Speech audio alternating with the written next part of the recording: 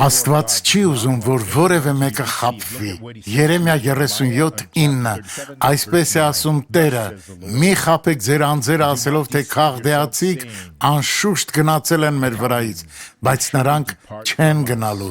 Սատանան եկել է ամեն ինչ կործանելու։ Եթե դուք չփնտրեք Աստծո խոսքը, եթե չխոսեք Աստծո մարդկանց հետ, որոնք ձեզ կօգնեն դուրս հանել չարը, տառապանքները եւ հիվանդությունները, ապա Սատանան չի հեռանա։ Եթե դուք տեսնում եք չարություն ձեր մեջ,